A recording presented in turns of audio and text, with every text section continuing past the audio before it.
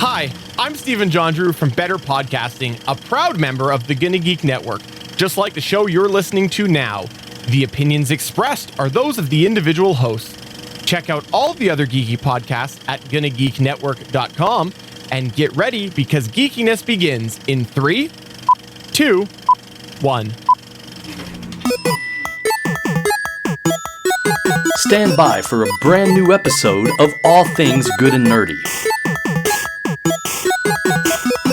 Good morning, everyone, and welcome to episode 434 of the All Things Good and Nerdy podcast show, whatever you want to call it. This is recorded live on Sunday, January 24th, 2021. It is our first show since certain events in life have occurred, and we'll leave it at that. If it makes you smile, that's great. If it doesn't, sucks to be you. That's all I'm going to say.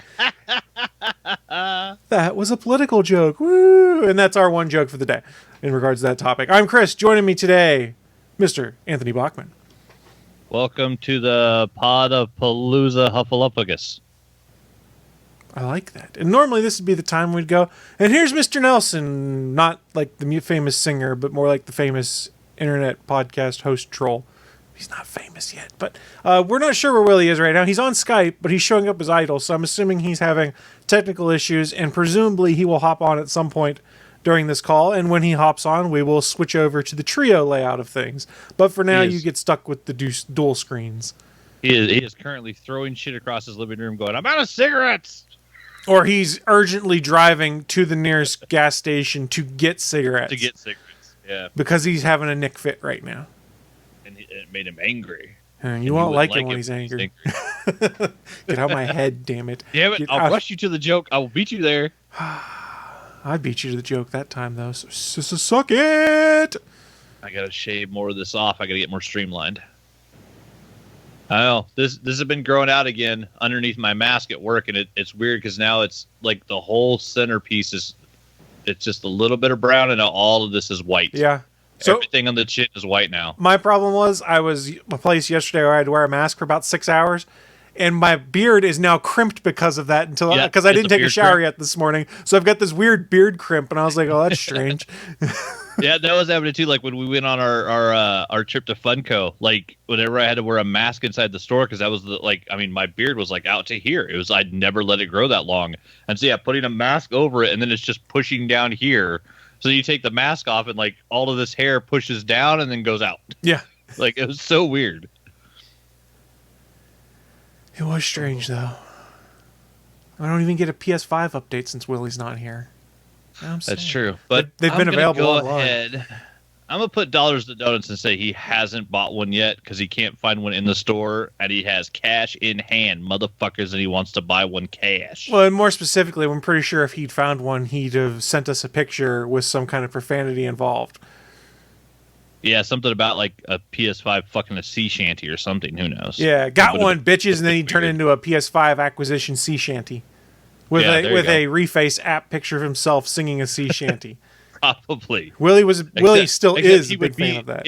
In the Reface app, he would be a shanty, singing about a sea shanty. See, I figured it'd be Captain Jack Sparrow. Honestly, I was trying to think of the hardest name to say along with sea shanty. Make a tongue twister out of it. Exactly. Well, how many PS5s can a shanty sing about in a sea shanty? None. Because she can't get one either. Oh, isn't Ashanti the one that's dead, though? I don't know. I thought that was Aaliyah. There's so many people. There's so many people that have passed. I don't know. But in all seriousness, it does seem like, we were talking about this a little bit in the pre-show in the chat room, it seems like the Xbox is slightly easier to find than the PS5 as of late. Like, for instance, I woke up this morning and Wario64 was on Twitter saying, hey, these are available on Target.com right now. And this was a half-hour-old tweet. I clicked on it just because I was curious, and you could put it in the cart and check out, and it would arrive on February 1st. Nice. Now, it's probably gone by now, and I guess Walmart had the all-access versions available. And I had seen GameStop, I think, late last week had limited PS5s available online, but none of them were in store. Yeah, when you Google PS5, it's still the first thing that pops up is StockX for $740. And the second thing that pops up is eBay for $870. So fuck scalpers. Yeah, guessing they're still not really readily available in stores at the moment. No. No. Which I don't. What the fuck is the point of doing a pre-order if you're not gonna fill the pre-orders? Well, they did fill the pre-orders. Yeah, but it's dumb to have like, oh, we're only gonna let you pre-order 10,000 units. Well, like, hey, if people pre-order 100,000 of something, make a fucking 100,000 of something. Well, so like you're leaving money on the table. I think the original thought on those things were they knew they could have X amount of stock ready on launch day, basically. So it was, we'll allow pre-order to this, and then after that point, it's regular distribution. Whereas I would argue they should basically just build like a waitlist feature or something like that, which is, verily, I want to buy one, issue me my number, Microsoft, or issue me my number, Target, so that whenever my number comes up, it's, hey, did you still want to buy one? Yes? Okay, proceed with things. Yeah. Yeah, when the 110th PlayStation comes to that store next to your house, are you ready to buy yours? Okay, cool, come pick it up. Well, I mean, especially in the pandemic right now, when a lot of folks are still trying to find them in store, and I don't go in stores unless it's a grocery store and for the bare minimum amount of time right now. Like, I haven't been in a GameStop since March of last year, and I used to go like once every 2 weeks, basically, because I'd stop by, chat with the guys, pick up a couple of packs of cards for my wife of Pokemon, stuff like that. So I haven't been there for a while, but I'm sure it'd make their lives a lot easier if it was just a matter of, hey, it's a queue. If you want to come in and get your PlayStation, put your name on this queue, and when we get our PlayStations, we'll just go to the next person up and call, see if they still want it. If not, go to the next one. And it would probably make their lives a little easier in regards to people coming in store and harassing them, but it probably would add a bit more telephone traffic to them. But I imagine they'd prefer telephone traffic than in-store traffic, especially these days. A line of people coming in. I don't know. Microsoft had said something at one point in time. They were thinking about doing something along the lines of just a queue like that. But I guess we just haven't quite evolved to that point when it comes to next-gen console purchases. But again, we were talking about this in the chat room. I mean, I have a next-gen console, so maybe I'm biased. But at the same time, I bought it to make myself feel better about myself in the middle of the pandemic because life sucked. And I wanted one. There's not really that must-have game for either PlayStation 5 or Xbox Series S/X. We're like, oh my god, I can only play this here, I have to have it. Yeah, Cyberpunk runs better. Yeah, Watch Dogs has a next-gen version you can upgrade to. There's Miles Morales, but it's also available on PS4. I love Miles, and it runs perfect on PS4 Pro. Right, it doesn't look quite as pretty, but that's okay. I don't have to go drop $500 just to play that game. No. I mean, I dropped $400 just to play the first one, I'll be honest. You know how that went. Well, and there was a needed game that I needed that I got during the pandemic that I played that we'll talk about when we get to what I'm into. Ooh, very nice. And it's not on either of those systems. Nintendo Switch. Nope, I did not get Animal Crossing. It's dangerous. And that's also I'm one of the few that didn't. Right. I mean, I played it real hard for about 4 or 5 months, and then it was kind of like, yeah. I have noticed, though, that consoles in general, and again, we talked about this a little bit in the pre-show, became hard to find as a result of this because people were stuck at home looking for things to do. So the Switch that had been readily available, there was a run on that for months. The secondary market, like people going and buying like used PS4s, used PS3s, and like last-gen Xboxes to try and play a bunch of the library, those started getting gobbled up pretty well, too. And then, surprisingly enough, the thing that shot up the most in price that I wasn't expecting was the Wii U. Yeah, which, I mean, especially like in households where you have multiple people that are, basically quarantined together. Right. Having like a Wii and a Wii U to play together, like, is not a bad idea. And I'm trying to remember what the Wii U came with game-wise. I remember, like, the Wii, like, one of the best things about the Wii was just, like, the very first sports disc that came with it was awesome. Yeah, I don't know. There were Wii U bundles that came with some games, but I don't know that the Wii U came with a game at launch. I honestly don't know because I never purchased a Wii U. I had a Wii, and then I kind of took a break on Wii U because it was like, the F is this? Yeah, my roommate at the time had a Wii, and then my buddy got a Wii because he had 2 boys and they loved like the Wii Sports when they tried it out at our house, and they ended up getting a Wii U, but I don't think they really played it much by comparison. Yeah, it's going to be interesting in regards to secondary market though here in a few years because the controller for the Wii U is pretty complex. It's a touch screen. It's got its own battery pack in it. Batteries run out. Touch screens get the crap kicked out of them.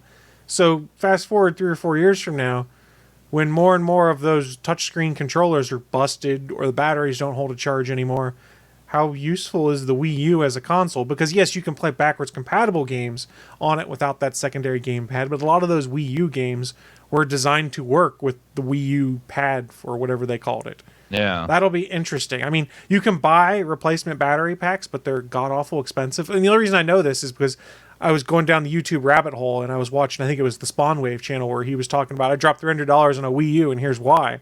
And it fascinated me. And he brought up all these things of, the touchscreens, when they go bad, that's going to be problematic. The battery packs, when they can't hold a charge, how do you replace these things? And then on top of that, the limited run of the Wii U, because there wasn't a ton of consumer interest. So it makes it a highly desirable collector's item right now for a lot of folks, because there's not a lot of games or consoles out there, which is very interesting, going from where we were when that came out, where it was, I'll never buy this, to now a bunch of these folks that are like game collectors, like, shit, I better buy one now or I'm going to lose my chance. Well, I mean, and look at the popularity of the Switch when quarantine started. Like, literally hundreds of thousands of people were like, oh, I need to play Animal Crossing because I need something to occupy my mind for a couple of minutes a day of a very easy, low-key game that's not going to stress me out, that's not, a first-person shooter or some giant battle game. It's like, I want something easy and fun to play, and something that's just, will distract me a couple hours a day. And, like, yeah, you couldn't fucking get a Switch anywhere. Those things went just bonkers on Amazon and eBay. It's still tough for a lot of folks right now. Yeah. Now that we're out of the Christmas rush, I'm sure it's a bit easier, and I've been seeing stuff come out about, here's new limited edition Switch with different color designs. I'm like, those are pretty slick. I don't need another Switch. I'll be honest, but I look at it and go, man, I wish my Switch was red with blue controllers. That's kind of cool. But I don't care enough to replace my console or skin my console, because that sounds like a nightmare. An absolute nightmare. Well, I mean, just to replacing a console just to get the outside to look different is a little crazy. It's a touch much. But I mean, if you do decide, you really, really have to have like the next Legend of Zelda Switch skin, just go ahead and buy that, and you can just send me your Switch. Yeah. I'll use it. I'm begrudgingly. I'll take that Spider-Man PlayStation off your hands anytime you want to. Yeah, there you go. I love my PS4 Pro, but I wish I'd have been able to get one of the fucking Spider-Man editions. It's just a PS4 Pro with a different case on it. Yeah, but it's a really cool looking case. Yeah, it is. But the way my entertainment center's set up, all you see is the front end of it. So you just see a splash of red, because on top of it's my Apple TV and my NVIDIA Shield, and then it's on the far left of my console of everything. So there's just a stack of different electronics there. So like, you don't see any of the cool stuff on it because I can't display it properly. Yeah, that is one of the things that sucked. Like when I got my new TV stand, and like basically I have my TV that's as wide as the TV stand. Yep. So I had my old PlayStation was the Darth Vader Battlefront version, and it's got that awesome Darth Vader print on the front of it. But like the only way I could vertically stand up my PlayStation was to have it behind my television. So like there was no possible way that you could see it, and it was a really cool looking design. It's like, well, this is kind of disappointing because I don't have like a shelf next to it that I could stand it up on. This console generation is the first time I've stood up a console vertically. Yeah, I mean, it's only because I didn't have really enough room in my built-ins to put my Xbox on its side. I think at one point I had a PS2 that was in my garage that I had up vertically next to a 13-inch TV because I could like pop in movies and stuff while I was on my exercise bike. But I think that was only because the shelf I had was like just big enough for a vertical PlayStation 2 and the 13-inch TV. I think that's the only time I've ever done one vertically. I mean, I didn't really have a choice with the current Xbox, and I imagine a lot of PlayStation 5 owners are probably looking at it going the same way and going, man, if I put this on its side, I don't know what I'm going to be able to fit it in, so I'll have to stand it up right next to my TV or behind it. My house, I'm kind of limited because the corner of my living room has a built-in on the top of the wall with like the fireplace below it, so I pretty much can only fit what I can fit in those built-ins, and I'm kind of maxed out on space right now with all of the stuff I have in there. You get what you get, and if it fits, I sits. Yeah. I mean, and part of the reason why I didn't put the Xbox in the little cubby where it would probably fit was just because I was worried about the airflow. So I've got it sitting on top of the fireplace mantle to the far right of it, so it doesn't block the TV or anything. So it sort of works, and it looks like a giant speaker up on my mantelpiece. There you go. Yeah, with the designs of the new series, I mean, with the Series X and the PS5, like they're so big and the size is so different. Like, it's got to be fucking with people that are trying to fit them in their entertainment centers. It's like, well, how the fuck do I make this sit on what used to be a shelf that was this tall? Yeah. And had a PlayStation slid into it perfect, and now I have this giant upright, modem looking motherfucker that's 2 feet tall. It's like, how the fuck do I fit this anywhere? So I don't have an IKEA near me, but they were posting on the Xbox Series X subreddit that IKEA has now put cardboard cutouts that are to actual size of the Xbox and the PlayStation 5 and then put them next to different units. Like, will accommodate the Xbox and PlayStation 5, but for the floor models they have, you can take the cardboard that's the same size and shape and put it in there to see how it would look. So I thought that was kind of cool. I mean, that's smart. And kind of smart from their perspective, because IKEA sells a crap load of furniture. This is true. I mean, I haven't been to the IKEA lately because it's 90 miles up the road and it's the pandemic and I don't want to go to Pittsburgh. And you don't want meatballs that bad? I've never had their meatballs. They're really good, I've been told. I've heard that, but yeah, I've never actually been into an IKEA. So there's a dude on YouTube, and I fall down rabbit holes there, that made it his goal. He lived in the UK to, in the span of 3 days, hit every IKEA in the United Kingdom and eat meatballs at each one of them. He did it, but dear God, that'd be a miserable experience. Yeah, like if I Google IKEA in Idaho, I get IKEA delivered to Boise. We don't even have an IKEA here. Yeah, I don't think. Yeah, I have to go up to Pittsburgh for mine. Yeah, we don't have one in the state of Idaho. That's how backwoods I live. Yeah, well, West Virginia doesn't have one either. Dial-up. Yeah, I may not have hillbilly dial-up, but I ain't got no IKEA. Evidently, we could get IKEA meatballs in the grocery section and make them at home, but I'm assuming that's only in the grocery section of IKEA because I've never seen. That's also definitely not the same thing. Like, it's not the same when you make it at home. I mean, I've gotten White Castle White Castle burgers from the freezer section. Definitely it's not the same. It's not the same. It doesn't give you quite the same shits. I mean, you're not wrong. It's on a completely different level. You think Taco Bell's going to mess up your system? Go have some White Castle or some Crystal Burgers. Whew. Yeah, that is one of the things I do miss occasionally from like being back near like the Illinois area, like Rally's and White Castle, like some of those restaurants that I could go to out there that we just don't have out here. I really miss Rally's. I fucking love Rally's. Do you guys have Rally's all the way over on the far East Coast? No, I don't have. I've never heard of Rally's. I wonder if it's just a Great Lakes area thing, like just around Illinois and Iowa and them. But yeah, it's like, I mean, remember how like Jack in the Box had just a really unique menu when they first started? Yeah. Rally's was the same type of thing, where it was a place where you could get like a barbecue bacon cheeseburger and 2 egg rolls and 2 tacos and a breakfast sandwich. Like, at any time of day. And like, they were the place I always remember, because it was hilarious, that when I was in the Navy was when McDonald's went through their lawsuits about the supersize shit. And it was like, yeah, we're gonna, like, the extra large supersize is gone. We now just have small, medium, and large. We're not trying to make America fat on our food. And so like, they got rid of all the supersize stuff.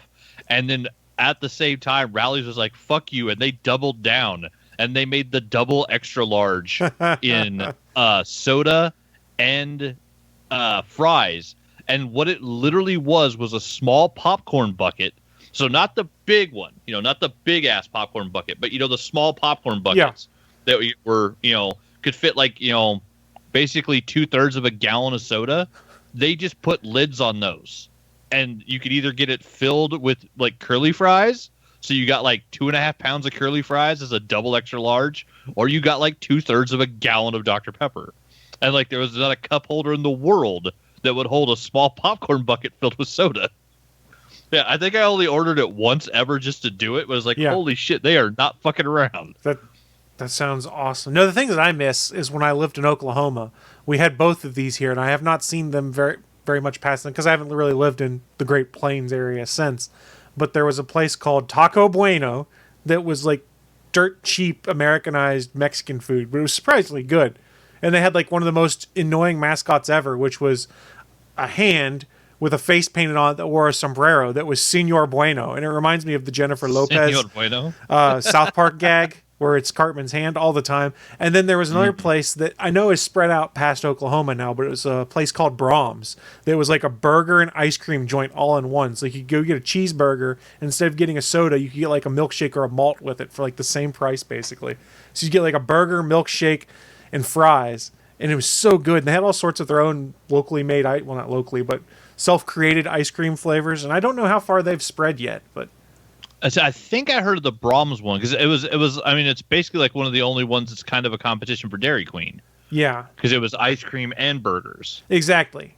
I just pulled up their website. Headquarters was Oklahoma City, Oklahoma, which made sense because I lived in Edmond, Oklahoma, which is 30 minutes away from there, and there's about 300 locations. Okay, yes, I'm betting. I think I saw them when I crossed the country when I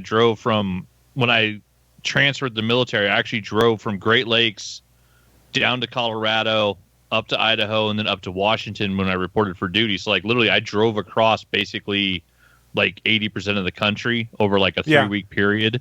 And so, yeah, I think I remember hitting a Brahms once or twice. And you could go in there, and they had like their own little mini grocery mart where you could buy their dairy from their farms. So you could buy like milk and stuff like that, and you could buy like Brahms stuff. And then there was like this ice cream section and like the cheeseburger section. And it was awesome. And there was one literally right next door to my middle school in Oklahoma. So, like, on your birthday month, there you go. It was you get the permission slip signed from your parents, and they would take everyone whose birthday was that month to Brahms one day for lunch. And it was the greatest thing ever because you're like, oh my God, I get ice cream and cheeseburgers. It's so much better than what's in the cafeteria. Hell yeah. Well, I mean, not much doesn't beat cafeteria food. I mean, even when you're a kid. I'm trying to find where they're located now. Because now I really want one, and I need to figure out where I have to drive to get this. I'm trying to find where this little fucking dot is on my microphone that when I look on the camera, I see it, but then when I look back at the microphone, I can't see it. And it's driving me fucking crazy. I feel like I'm losing my mind. I also feel like just a weird cat. I'm just sitting here scratching my microphone. I'm like, go away, little spot. I hate you. Well, I want you to go away. There's none 500 within 500 miles distance to me. They say on their website they have 300 locations across Oklahoma, Kansas, Texas, Missouri, and Arkansas. So I'm not having Brahms anytime soon, I don't think. Wait, is it spelled with a U or a W? A-U. B-R-A-U-M. Brahms near me. Yeah. I bet I'm not going to find one either. Yeah, now I'm sad. Locations within... They deliver within 300 miles. That's a hell of a good-sized delivery area. Holy biscuits.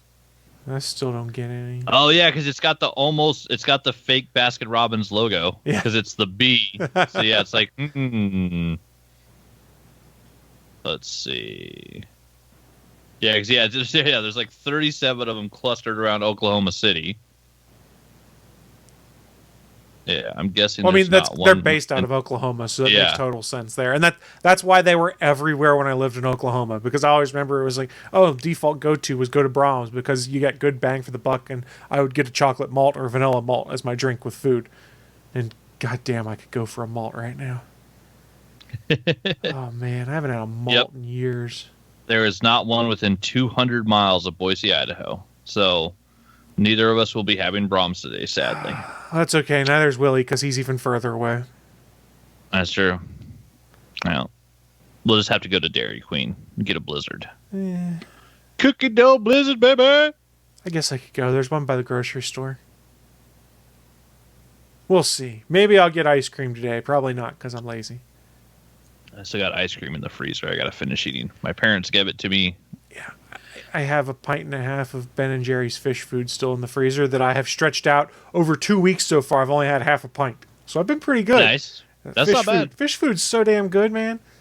Oh, my stepdad at like 64. Well, I guess actually, congratulations. Though he'll never see this. Happy birthday, Ray.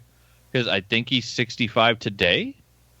But he'll never see this. But happy birthday. He just got diagnosed as a diabetic. And so, like, his sugar and shit was going crazy last year, and they finally figured out, like, oh, this is why you've been feeling like shit. You should be taking insulin shots, old man. And so, yeah, they've been, like, cleaning stuff out of the house, and, like they gave me, like, a bunch of his lunch stuff that, like, he couldn't eat, like, bowls of, sodium-enriched ramen, like, all the stuff that, like, he used to have for lunch.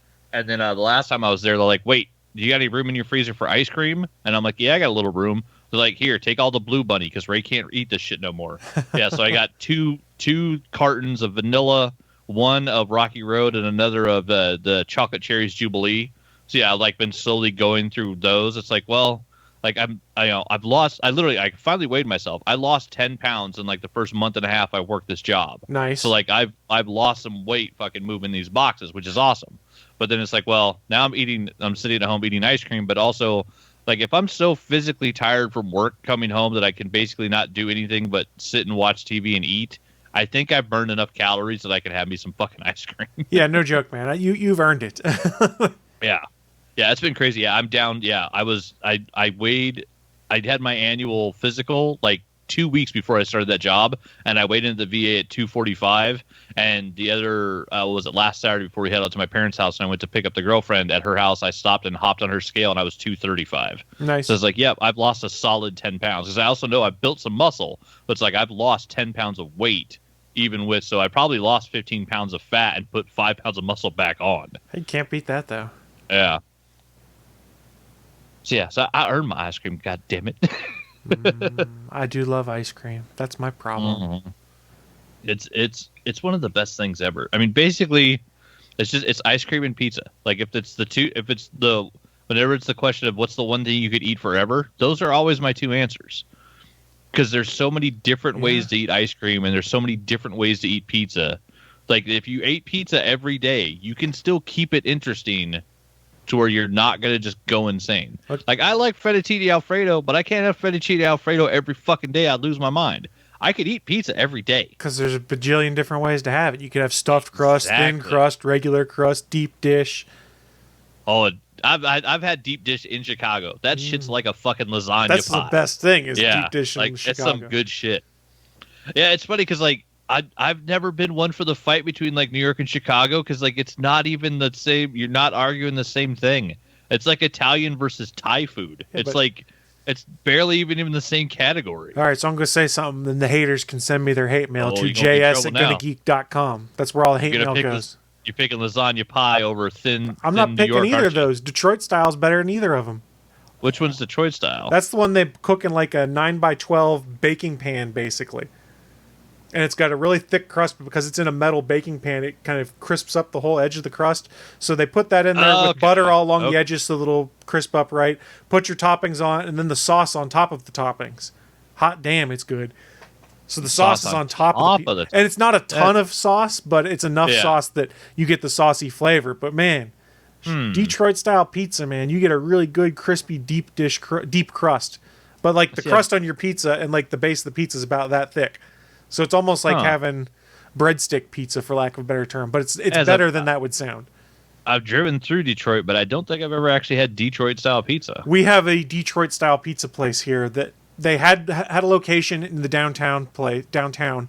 However, there were student apartments over top of them. A student got drunk, took a hammer to his toilet, flooded his entire apartment, which flooded their business space below them. So they were fighting with the insurance for months. By the time the insurance had approved everything and they got their new location, they started building it out. The pandemic hit. So then they reopened, I want to say like in June, for only to-go orders only. And it's been like my go-to pizza place now because it's so damn good. Damn. Oh, I was trying to think of the place. Yeah. Oh, Colorado-style pizza. There's a place called Bojo's. I feel like I should know this. Fort Collins in Colorado. And they have like the Miners Club, which is their loyalty program because it's up in like an old mining town. And like I remember going there as a kid and they had like a barbecue pizza that they literally used 2 bottles of barbecue sauce and it had a pound of meat. And like, hot damn. Or maybe it was like 5 pounds of meat because it was ridiculous. But it was literally one of those ones like the pizza was, like 2 inches thick. And it was awesome because it was up in the old mining town in Fort Collins. So, like, the original building had been built on top of, but in the original tiny, like, shack that's, like, the corner of the building was the original, like, wood fire stove from, like, 1897. Woo-hoo-hoo. Like, when they were building the mining towns in Colorado. And so, like, this building had actually been there for, like, 200 years. And, like, they still had some of the original, like, pizza equipment that they'd used for like over 100 years in this place. It was fucking fantastic. That sounds good. I want pizza now. How about you, Mr. Willie Nelson, hopping in while we're in the middle of talking about pizza? Do you want some pizza, buddy? Fucking delicious. Not right now. No? I don't want pizza right now, but it's delicious. You doing all right there, buddy? And yes, pineapple does deserve its place on pizza. Not every pizza. Correct. But it has its place. Pineapple and ham go well together because of the salty and the sweet. I do pineapple and pepperoni. That works too. They have tier 3 from Timberline to the Summit. You have your crust types, which are mountain pies, prairie pies, and pizza skillets. It goes from small is 1 pound, medium is 2 pound, large is 3 pound, and the extra large is a 5 pound pizza. So if you get a 5 pound extra large mountain pie, it's $48. And the big one is called the Mother Load. Bojo's pizza sauce, salami, pepperoni, meatballs, bacon, Italian sausage, ham, and mozzarella cheese. Yeah, it's a 5 pound meat pizza. That was the one we had the last time I was there. And like my heart's still slowing down thinking about it. It was so good. Sounds delicious. I want pizza. Yeah. Bojo's Pizza. And apparently they've got a couple of them now. Actually, apparently we have one in Idaho Springs now. Pizza. And they got Idaho Springs, Arvada, Evergreen, Fort Collins, Longmont, and Steamboat Springs. So they've adventured out. There's more than just the one place now. Yeah, you can't fuck with a 5 pound pizza. Like, lordy. Man, I can feel the heartburn already, though. Oh, yeah. Is this a food challenge? Well, I mean, I don't know how we would get be. one, but... Yeah, you'd have to go to Colorado to get one, basically. And I think if we tried to rip off mean- Epic Mealtime, we're a few years too late. It's been long enough. There's people that don't know Oh. who Adam Richman is, which is sad, but you could literally That's start a his show. name? No, Yeah, that's you hard, could- no, that's not Epic Mealtime. Oh, I thought that was Oh, his no, name. it's like a man versus Oh, food. yeah, fuck you're Epic man Mealtime. versus Oh. food. No. Because man versus food is literally going to the restaurant and trying like their toughest food challenge. But yeah, I don't know. I need to watch back through those. At some point, he probably went to Bojo's. Like, the dude went everywhere. There's probably like an online guide to it because there's like, for instance, a guide to all the places that Guy Fieri's been to for diners, drive-ins, and drives. I'm sorry, what was that? Diners, drive-ins, and dives. Excuse me, I screwed it up. Chris almost said it. Yeah. It doesn't bad, matter. you raise your I'm not really angry at you. I just thought it was funny. Coming in late, talking all this shit. No, I wasn't talking shit. I'm just making fun of the name of the thing. Making fun of Guy Fieri. You know, I think he's an amazing person for what he does for charities and whatnot. And for small Once business. He just really needs to stop with the frosted tips. Once again, Surf Please. Mountain was ahead of the curve. Have y'all heard the Shane Torres bit about Guy Fieri? No. He had a comedy bit on one of his albums from like 8 years ago that he's like I don't get it. Everybody makes fun of Nickelback, and what the fuck did Guy Fieri ever do to anybody? And like he has a whole bit where he goes off for 5 minutes and they're funny ass jokes, but he's like, all the man ever did was make donkey sauce. Why is people hating on him? And like What? he spent like 5 minutes, making fun of people that just dog on Guy Fieri, and then now everybody finds out like he's the nicest guy. He gives to charity, like he doesn't hurt anybody. He makes what? It's donkey sauce. Isn't that Yeah. the sauce in his restaurants? Is donkey sauce? Yeah, I don't know exactly what it is. I've never been one. Why does he Yeah. call it that?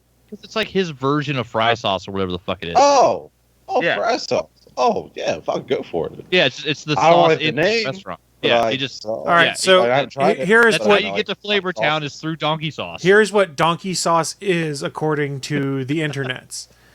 Fieri's most famous ingredient is just your average blend of garlic, mayonnaise, mustard, Worcestershire salt, and pepper. He called it donkey Okay. sauce because you have to make fun of it. No tomato in it, huh? Yeah. No. I'm not a big Huh. mayo fan, so I don't know how much I would Me either. like donkey sauce. Just don't use Miracle Whip. I just know that rule. Oh shit. I will Miracle use Whip ain't mayonnaise. I will use a spoonful of Miracle Whip if I decide to make a tuna salad sandwich or an egg salad That- sandwich because it's basically just the glue. This is food I'll use talk Miracle on Whip if I ATGN. decide to make a miracle. If I decide to make a sandwich at all, I like Miracle Whip. Ugh. Are you saying that you're meat glue? Meat glue. Meat glue. What? I just want to say I'm not the one being creepy here. That's why I'm so shocked. I was expecting it to be a No, Willie don't, Nelson don't. moment where he'd get. This guy's creepy. You weren't here. I had to take over. Yeah, he's Fair got the enough. creepy reins Fair today, enough. Willie. You don't get to be creepy Willie today. Oh, okay. Fair enough. I'll be an asshole like Bachmann. You are not qualified. Well, don't sir. worry, Fuck Willie. You are not qualified. There's a reason I picked the certain news I picked today because I knew you'd It's have true. fun with it, and we'll get to that. But first, we actually kick off the segment that we call. Oh, News right. of the Is Week. there yet? Awesome. No, we haven't even I'll started give the it news. right time. Live from the ATGN studios on the internet, it's the news of the week.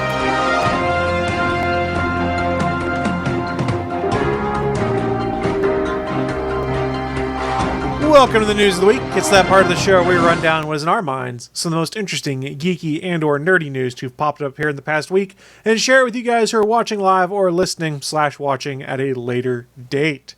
We will kick things off with Mr. Anthony Bachmann. What do you got for us? Because I need to save a little bit of time so that Willie can rampage on my news, and we'll give him a little bit of time to get fully woken up so that he can rampage properly. I also got a little tidbit. Ooh, a little tidbit. Tidbit. He's got some tidbits. What we have is that we got more news talking about how the greatest superhero comic book in the universe is about to become the greatest superhero animated cartoon in the universe.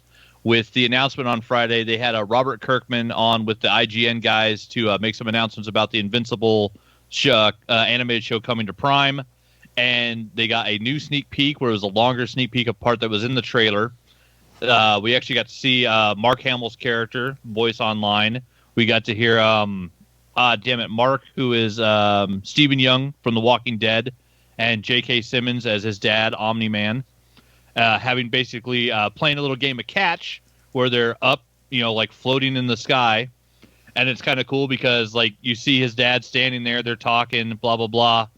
And he's like, wait, do you hear it? He's like, yeah, I hear it. He's like, get ready. And like Mark lifts his glove up and a ball hits it.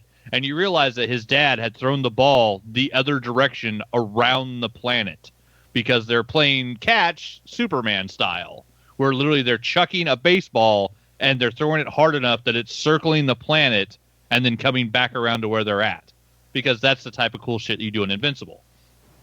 And Robert Kirkman made a point to show that the conversation that they have actually leads up to the naming of the character, which was originally in the comics a line that was delivered by the principal at his school, which is basically the cop from Die Hard and Family Matters, because he's at Winslow High and the character's drawn to look exactly like that officer. It's Carl Winslow. Yeah, it's Carl Winslow. But yeah, he's the one that basically tells Mark when he's a kid, like, you shouldn't be getting in fights, you shouldn't be starting all this shit. You're not invincible, And then, of course, Mark goes, oh, wait, I actually am. And so they showed in this scene, like, that line now gets dropped by his dad, which also, as Kirkman mentioned, when he first wrote, like, the first 5 issues of the book, he didn't know where the series was going. Like, same with The Walking Dead, with Invincible, when he started these stories, he had no clue what the end was going to be, because it was an idea of, like, hey, Image might give us 5 issues. Let's get the first trade out, see how it does.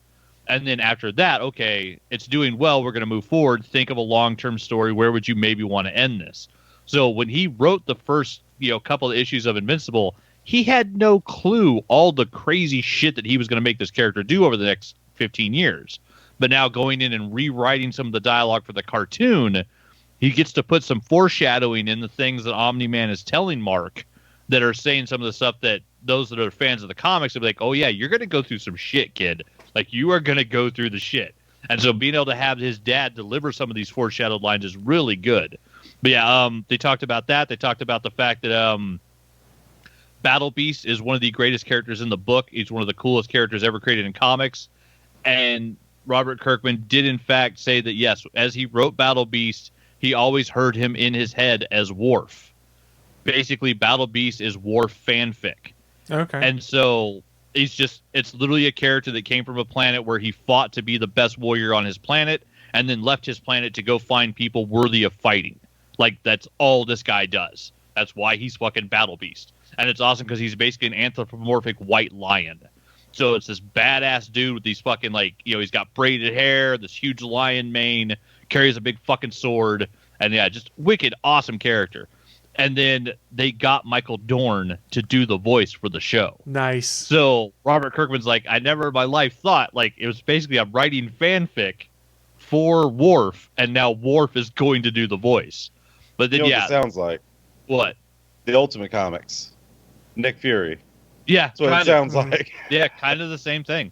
But yeah, so I mean, they talked about it for a while, and we saw some of the first footage at the New York Comic Con last year. The same trailer that we saw last year as part of the sequence that they showed the longer sneak peek of yesterday or Friday.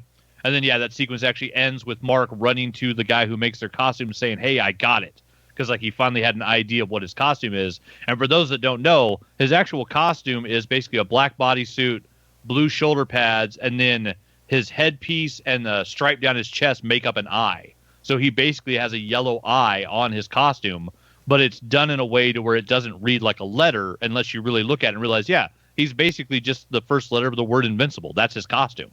And so, like, it's a very simple concept, but, like, it's done really well. They showed that part, which, yeah, and also the guy making the costume, that's the character that Mark Hamill plays. So he's the guy who makes the costumes for the superheroes in the show. But they told us that we're getting 8 hour-long episodes, and the first episodes are appearing on March 22nd or 26th. So we actually don't have that long to wait. And then I saw a schedule out somewhere where I think it's like the first 3 come out that day, and then it's like a week later you get one, a week later you get one, a week later you get one. But all 8 of them are going to be out by April 30th. So between the end of March and the end of April, we get all 8 episodes. So what's their release? What's their day of the week they're dropping these on? Fridays? I wasn't paying attention. I think it said Fridays. So they're going up against Falcon and Winter Soldier then. Yeah, they might be. Which, I mean, you know, it's a streaming service. Are they really going against? I'm doing air quotes for the audience. When you have a release date, you kind of are. But I mean, I guess, but I mean, streaming services doesn't really matter. I don't think it really matters with because I mean, you could just, I'm done with this one. Let me go straight to this one. I mean, you're not wrong. I just need to know how to plan my time accordingly to make sure I can watch before the asshole spoilers start up on the internet. Have you watched any of WandaVision yet? I've watched all 3 of them. All right, I haven't seen the 3rd one because I have not even had a chance. So I shouldn't tell you that they introduced the X-Men and Cyclops comes and steals her away. Wait. Did you say X-Men or X-Man? X-Men. Oh, I thought you said X-Man. That'd be awesome if Nate Gray. I don't even know much about that character, but I know he is a thing. Nate Gray is awesome. Nate Gray is awesome. He's very awesome. And he's powerful enough. He's stopped time before. Hell, he's powerful enough. He saved himself from the destruction of his own reality. Now that's powerful. When they canceled the universe he was in, he moved himself to the other alternate Marvel universe. That's fucking powerful. He fought editorial. That's a superpower. And won. Yeah, won. I do have a question, though. That White Lion dude, what's his name again? Battle Beast. Chris, you might be able to help me out because I don't think Bachmann's going to know this. This sounds like... do you remember Dexter's Laboratory? I didn't watch much Dexter's Laboratory. Do you remember Dial M for Monkey, where Monkey was like the superhero type thing, right? Yeah. Remember that? Vaguely. I remember there was an episode where there was a galactic being going around trying to fight the strongest people that he could. He was just like a galactic wrestler. And of course, he was voiced by Macho Man Randy Savage. Oh, yeah. Nice.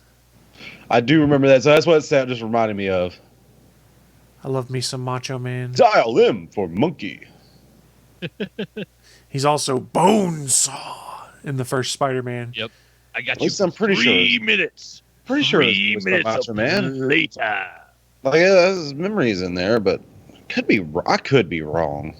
You know what? I probably am wrong. I'm wrong a lot. Yeah, but we got to go down a trip down memory lane with Macho Man Randy Savage, so I'm totally okay with that. I always have a very dark joke with Macho Man Randy Savage. Oh, no. Be nice to the Macho Man. You already heard it. Yes, and that's why we don't want to hear it again. It's not for air. It's too dark. Yeah, so I'm very much looking forward to the Invincible show. And yeah, for those that don't know, like half the cast is basically everybody that worked on The Walking Dead that Robert Kirkman loves. So Stephen Young plays Mark Grayson, the main character Invincible. We got J.K. Simmons as his dad, Nolan Grayson. Sandra Oh plays his mom, Debbie Grayson. Mark Hamill is Art Rosenbaum. Seth Rogen is Alan the Alien. Jillian Jacobs is Adam Eve. Andrew Reynolds as William Clockwell. Zazie Beetz as Amber Bennett. Walter Goggins as Cecil Stegman.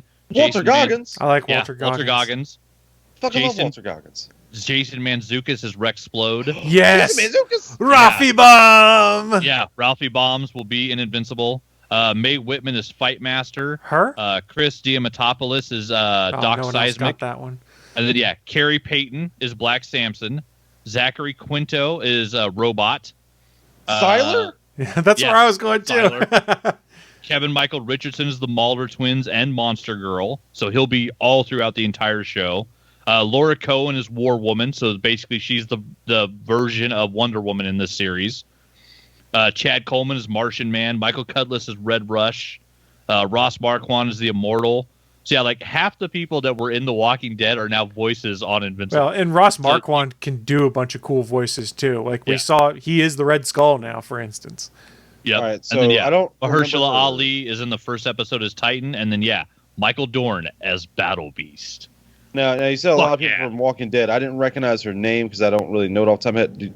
Was it what was Grimes' wife? Was that one of them?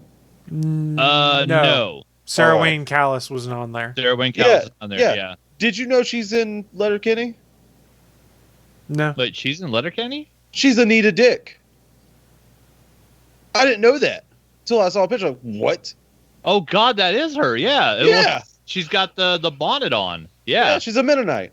She's the Mennonite. God, wow. they're fast. Oh yeah, I didn't think about that. They can run. That's right. She's Anita Dick. She was also on Prison Break for a while too. Oh yeah, that's where I. That's where I first was introduced to her. I don't think of her as Rick Grimes' wife. I still think of her as the doctor in the Illinois prison that goes through hell and back to end up being rescued from a prison herself with her husband, and just going through the ultimate world of shit as like her husband breaks in and out of like 5 prisons over 6 years, or 6 shows, I should say, and then fakes his death. Yeah, then dies, but then has to have that death rewritten. Yeah, because they did another series. Wentworth Miller said he's done with the role now. He will no longer be portraying Michael Scofield. The fact that they got 6 seasons and a movie out of Prison Break. Wait, there was a movie? TV movie, yeah. The movie's the one, where they break her out of a prison. Yeah. But, I mean, the fact that they got 6 seasons and a movie out of what's the most basic concept of my brother got framed for a murder he didn't commit, so I'm going to get myself in prison to break him out of prison because I'm a genius and I think I can do this. And the fact that they got like more than even just 1 season of a show out of that is insane. I love how long they ran with that show. I know Prison Break came out first, but it also sounds like a little bit of the plot of Logan Lucky, which is a great, fantastic movie. I haven't had a chance to watch it yet. I do have a copy of it. But... Oh, yeah. Kylo Ren goes in jail to get James Bond out. Daniel Craig looks hilarious in that. Just what I've seen in the trailers. Yes, he does. With the accent and the way he portrays himself. I'm like, Did you not just hear me, Chris? What? Kylo Ren goes to jail to get James Bond out. Yeah, I know. I don't like Kylo Ren. Do you not like that? It's my old game show. I like the actor. What's that one where Kylo Ren and the guy from the dancing movie help James Bond get out of prison so they can rob an IndyCar place? I would change the dancing movie. Oh, wait. Step Up. You're talking about Step Up. Yeah. I was talking about Magic Mike. Well, I mean, either way, he's from the dancing. I was like, is that really a dancing movie? Okay, so what's the one where Kylo Ren and the male stripper help James Bond get out of jail? Like, there's your, what's that one where? No, it just reminds me if you ever meet like a stripper, it's like, what do you do for a living? Oh, I'm a dancer. I'm a dancer. Yeah, that's what reminded me of, that's all. Exactly. I wouldn't say you're wrong. I was just made me laugh for that. Willie's also a dancer. Go to williecam.com. Use promo code ATGN. No. Don't actually do it. Don't actually do it. I'm a midnight romancer. Use what can I say? promo code, but you get some free coins. Wait, we have a sponsor? No, I just made it up. Oh. Like not only would Willie have a cam, but there'd be a promo code. I want us to get sponsored because I want to read out a promo code. I'll read it out perfectly. Just make up your own and make a joke out of it. That's what I do. Oh. Get 10% off with promo code ATGN at gofuckyourself.com. Oh, I'll write up a fucking thing for next week. I'll do that. Simple. We'll begin next week. Yeah, go for it. Next week you can give any of the promo codes you want. I don't care. Yeah, remember when we used to read for other shows? I was great at that. That document's not... no one made up... we stopped using it because no one was updating it, so... Yeah. All right, that's my news of the week. What you got, Chris? We updated it. Let's make Willie mad. I'm not going to make Willie mad, but he's going to have a chance do you want my little tidbit first, right quick? Let's do Willie's tidbit first, then. Yeah, I thought So my little tidbit is something I'm happy from Neil Druckmann has come out. It's just something he wants to do. Neil Druckmann of Naughty Dog fame, as in the Uncharted games, The Last of Us. Yeah, he says an IP that he would love to work on, and I want them to have it. I want Naughty Dog to have this IP. He wants to work on a Punisher game, and I would love to let him. That's my tidbit. Well, there you go. Alright. Thanks for that one, Willie. I mean, do you guys not want to play Punisher game by I'd play the it. Uncharted guys? Well, you Well, I probably still haven't could. played through the It's probably the Uncharted, first party. so I mean, I'm guessing it would be fun, but yeah, I don't know. That's How far okay. in are those? Are you? None Bachmann? of us could play that game, though, because nobody has a PS5 on this show, Willie. Chris, why you gotta be an asshole? No, I said I downloaded the Uncharted, but I haven't started them.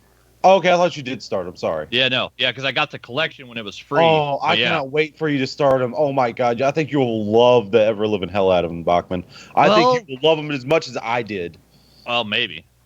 I We'll seriously see. think so. I took your recommendation on something else, and I've been busy, so I mean, I don't Was it- have time for Uncharted. Was it we'll, Ghost of Tsushima? we'll find out what I've been into. I already fair- teased oh, this earlier. I love it. Yeah. I love that. Let's do that. That's even better. I'm wrong in this, and I understand. I'm glad you could accept that and tell everyone that you were wrong. That's right. I do that all the time if I'm wrong. I enjoy true. it. If I'm wrong. If there's a 100% case that I am wrong, I am wrong. Hey, when you're right, you're right, and when you're wrong, you're a fucking idiot. And I am a fucking We idiot. have some instances of rights and wrongs and people then correcting their wrongs, which came up in the Xbox side of the house. And I'm sure, Willie, you were ready to really unload on this topic until they I undid think I know it. But what you're talking about. it's still newsworthy. We should have a discussion on it. And yeah, so if you didn't notice, at the end of this week, Microsoft had announced they were raising the price for Xbox Live. Willie, did you notice that? Oh no, I didn't see that. I just saw what happened afterwards. Like, oh, I didn't even know they did that. Oh shit. Because, well, let's talk about first what they did. They raised the price to Xbox Live, and effectively what they're going to do, and I'm reading directly here from a quote, was the new pricing for Xbox Live Gold will be 1 month for $10.99, 3 months for $29.99, and 6 months for $59.99. So basically, it was like What? yeah. For those that aren't aware, Holy shit. 12 months of Xbox Live previous to that was $60. They're pretty much doubling it, right? Correct. They pretty much doubled the price with no change in what was being provided. And remember, one of the catches you have with Microsoft right now is if you want to play a free-to-play game like Fortnite or some of these other ones that are out there, you have to be an Xbox Live Gold subscriber to play free-to-play games. Really? Yes, that is correct. I thought they worked just like PlayStation. Like if it was free to play, you don't have to have the online subscription. That is not the case until 15 Wow. hours after this was announced, and the internet and Reddit and Twitter and Facebook, everyone came out and said, this makes no sense. You're raising the prices, but giving us no potential new enhancements, no new games with gold. Basically, this was read as a move to try and push people over to Game Pass Ultimate because they're effectively the same price when they did that, this price jump. Microsoft, after 15 hours of just eating shit on the internet, basically, because nobody was on their side on it, like including I will call myself an Xbox fanboy, although I more think of myself as I default to Xbox for my stuff. I looked at that and went, have a year model in that, or is it just $60 for 6 months? They removed the year subscription cards from Xbox Live like 3 or 4 months ago. I saw that. A lot of people were theorizing, I wonder if this means they're just going to get rid of the regular version of Xbox Live and make Game Pass. No, they doubled down and did something that seemed like was a move to push people towards Game Pass. And there was no one on the internet to back this up. So it was 15 hours. After 15 hours, Microsoft reverse course put an update out, and I'm going to read the entirety of their update, this full statement saying, beginning, "We messed up today, and you were right to let us know. Connecting and playing with friends is a vital part of gaming, and we failed to meet the expectations of players who count on it every day.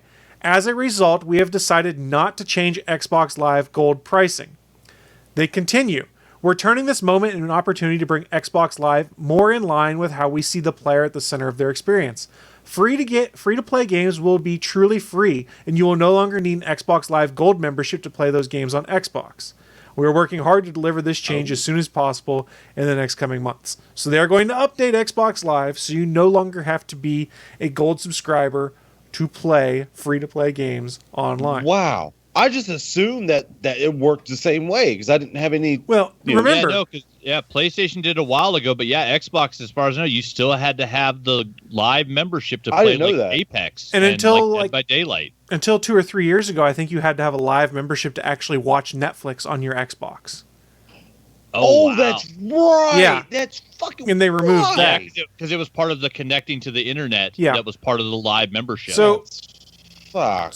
what they did, Yeah. and I think it's fair to say this, and let me put it bluntly, they fucked up to begin with. They raised their Oh, price yeah. for no reason that anyone could decipher, doubled the price in some cases for no additional gains, and had a lot of people going, well, why the hell do I want to do this? Yeah. You're going to basically have me buy a new console. I've just signed on for a new generation, and then double the price for me to play online. And a lot of people are like, F you, that's Microsoft, shady as- I'm out. Or a lot of people that were still waiting to get their consoles are like, no, I'm going PlayStation now because this is ridiculous that I have to pay this fee online, something that is double the PlayStation prices. Now, if it was something they went like 10% over what PlayStation's prices were and there's a tangible benefit, maybe you could spin it. But it was not spinnable. So, number one, they should get a bunch of shit for the original decision that was made. That being said, they should also get credit for realizing, oh shit, we screwed up, and in less than a day, backtracking instead of doubling down in stupidity, which is something they would have done under the previous leadership at that company. Yeah. You know I'm not wrong. Look at how it used to be run there. They would have just tried to double down and it would have harmed them in the end. And in this case, they realized, oh, we screwed up. And I'm not saying this makes them saints for doing that, but at least they undid what they did. Chris, you can't give them credit for that because that's just like someone going around like, hey, I just saved your life. How'd you save my life? I didn't fucking stab you in the face. Peace. No, but the credit It's there... just like that. No, but it's not the same. The credit here Actually, is no, for that's realizing... the wrong analogy. The analogy would be they stabbed you and then patched you up. Yeah. Because they Fair still did enough. the action. But they did the action you're with right. no Uh-huh. repercussions to you, though, because nobody was renewed in that 15-hour window. And so, Yeah, yes, 'cause it they still went back on sucks. it. But the important thing here from the perspective of those that like to play video games and have Xboxes is that it took them less than a day to realize the fan base is not having this. This is stupid. Yeah. So I For a only company read as big as Oh, Microsoft to make the turn that quick is actually pretty good. Yeah. Yeah, I only saw the fallout for all this. So I saw the statement you read off, and I was like, huh. Well, I wonder what are they going to do it. I thought it was just going to be like $10 an extra No. a month. Like it was going to be $70 instead of $60 for a year. I did not know it was going to be double the fucking price. Correct. God damn. And it was... I did not know that. So I would say it is justifiable for the fan base to look at that and go, throw the bullshit flag. What are you guys doing here? Because you have doubled the price and given me nothing extra to make it palatable. And you've made your competitors look even better in comparison because their prices are still what they were before. Not that Nintendo Switch Online is anything to write home about, but Yeah. I no. thought the Game Pass Ultimate was a good idea because it was basically the Game Pass and Live bundled. But then, that doesn't work if you then take your Live thing and just double the price of it for no reason. Like, it makes what the Game fuck? Pass more attractive, arguably, because that was So- not getting a price hike. It was just True. the Xbox Live Gold. So that's where some bean counter on high went. Here's how we get Yeah. more people to do Game Pass. We'll We raise double the price of the this feature, baseline. and everybody will go to the other feature. How much is Game Pass? It depends on the tier you're on. I have the Game Pass Ultimate, which also unlocks for PC, but I buy them when they're on sale. But it retails for $15 a month. Oh. But So what if they had a tier where they double the price of Xbox Live Gold, but they include what's its nuts in a Game Pass? that's just Game Pass Ultimate, basically. Oh, Game Pass Ultimate does. Yeah, because the Ultimate Xbox Live is Gold. the Okay, Game that's Pass, $15 plus a month. it has the Live Gold as part of it. And yeah. also works for PC as well. So you could do Xbox or PC games on your PC as well. Yeah. I'm trying to pull up the page to make sure I don't confuse them, because with typical Microsoft naming convention. What it Xbox confuses. games can you not play on PC?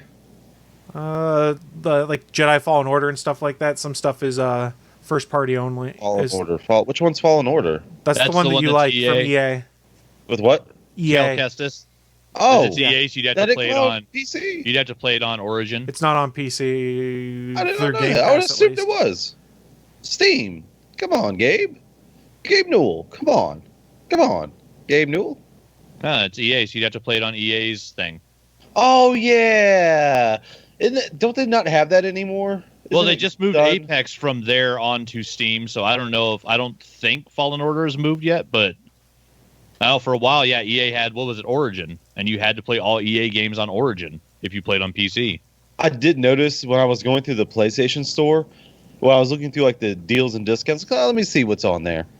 I did see somewhere a game was unavailable, and I clicked on it. I was like, "Why is it unavailable?" Not that I want to get it, just why is it unavailable? It's Cyberpunk. It says no. It says you must because that didn't even show up. No, it said must have EA Pass or whatever it was to purchase. To be even, it was like UFC, the newest UFC. You have to have a fucking pass to get this. Fuck you. Did they just lock it behind EA Play for a certain few months or something behind that? I wonder. Oh, that's Could what be. it was. Okay, that makes more sense. All right, Because it's part of That their makes sense. subscription service. And here's the difference between Xbox and PlayStation in that regard. And this is just an observation. I'm not touting anything. EA Play got folded into Game Pass in December. So anything that's on the EA Play application or whatever is part of Game Pass now on the PC/Xbox side of things. And to clarify, I did pull up the stuff here on Game Pass. Game Pass Ultimate is Game Pass for PC, Xbox, and Xbox Live. It's $15 a month, but when you buy the promo code, when you buy the cards when they're on sale, I basically cut it down to like $7.99 a month because I bought 3 years already. So I'm gonna say like that Game Pass is a fucking sweet ass deal. Yes. I cannot. Microsoft Game is Pass fucking great with Ultimate is the caveat. Because there's a Because regular Microsoft game, has the money to back that up. but there's a regular version of Game Pass that is just the ability to play all of those games. It does not include Xbox Live Gold in it. Yeah. Yeah. No, I'm just giving props to Game Pass in general. That's a great deal and everything. Yeah, day in, day out, or the first day game comes out, first party, it's on there. That's fucking great. Yeah. So I like gotta give them props on when that. Halo Infinite comes out, boop, it's there automatically to play. I And don't it- give a f- about Halo it's anymore. why it was interesting though. They announced that the games with gold next month, Gears 5 is one of them. And I looked at that and went, but I have Game Pass Ultimate. I've already got it for free. Yeah. But Well, for that's those the weird that thing, don't, too, 'cause it's an Willie interesting- talked about a game being blocked from EA on the PlayStation Store. I find it annoying that if a game is part of the PlayStation Now bundle, to where if you pay for the monthly PlayStation Now, you get, a group of like 200 games. But if you want to just play one of those games and you go to the PlayStation Store and look up that game, your only option is to buy PlayStation Now. Well, you it was- can't just buy that That's game. weird. Because you're probably talking about PS3 games because These they are part of it. Because I mean, Maybe. technically, you can't download it. But to I the know I've system. looked up multiple Wait, games in the yeah. store. Actually, I think you can. It's like, oh wait, what about this one? I never PS3 played games this don't game. play natively on PS4. They play Yeah. it through their Yeah, cloud that's emulator. right. Yeah, But yeah. so it has to go through the. But yeah, your I streaming. found 4 or 5 games where basically, the only option on PlayStation is you have to have the PlayStation Now if you want to play it. You can't just buy the singular game. It's like, well, that's kind of annoying. But But I I also- want to see Sony do a version. I want to see PlayStation Ultimate. I want to see give me my PlayStation Plus bundled with the PlayStation Now for like an extra $5-6 a month, where I have that access to those 200 games in the library, and I get my PS Plus benefits. Like, I want both. You want Game Pass Ultimate for PlayStation, effectively. Yeah, for Yeah, Sony. and I get that. One side note with Game Pass that I think is interesting also is you can choose to buy those games that are part of Game Pass and get a discount since you're a subscriber. And why I mention that is because Xbox first-party games will be there forever. But there's some things that is a game they only get for like a 6-month contract to have as part of Game Pass. You could then buy it before it leaves Game Pass for a discount because you're a subscriber, which I thought was kind of cool. So, for instance, Final Fantasy 15 is leaving Game Pass at the end of this month, I think it is. So if you weren't done playing it and wanted to keep playing it, you could purchase the digital version of it through Game Pass and get a discount, which I thought was kind of neat. I will say, I also see the reason why Sony is not doing it for PlayStation because they don't really have a need to. They're Exactly. already up there. Yeah, they don't. Yeah, need they to. don't really. But it would be nice if they did. Yes. Yeah, So 'cause if there was a version of that, like I might pony up for that because there's a lot of those games that I never finished playing that would be fun to play. Yeah, PlayStation Now is not really for me anyway. I mean, because most of the games on there that I would want to play, I already have them. right. Yeah, see, and I missed a lot of them. Like, there's a whole Oh, yeah. bunch of those games that like I just never got around to. It's like, like Uncharted. Hey, I happen to have them all now because of PS Plus, but like the Uncharted ones, a couple of those would have been in the PS Now if I'd have gone back and played them, a couple of months ago. Services like PlayStation Now and Game Pass are great for people that either missed a bunch of stuff previously or swapped consoles between generations or something like that, so they didn't have a chance to play any of them. Because you pay a flat fee per month and you can play any of the stuff that you may have missed. And that is cool from a gamer perspective. Kind of did something like that, a little, like just a little taste of it with if you got a PlayStation 5, you got the instant game collection with a bunch of like the top games from PS4. Yeah, like Final Fantasy 15 is on there. The whatever edition it is, I forget what it's called. Royal Edition or something like that. Yeah, that's right. Yeah, it sounds right. Yeah, a bunch of Days Gone is on there. God of War's on there. There's a bunch of them, like all like the top games from. Spider-Man's not on there, I guess, because they were releasing the remastered edition, which makes sense. Yeah. Where he has a new face. Yeah, so it was strange to me when they announced all of this stuff, the price change and stuff like that. At the same time, it was really interesting to watch on the subreddit threads. There were a bunch of people go, man, this sucks. Good thing I'm already a Game Pass Ultimate subscriber, so it doesn't really matter to me. Which then made me more think, oh, this is a move to try and get people to swap over to Game Pass Ultimate. Yeah.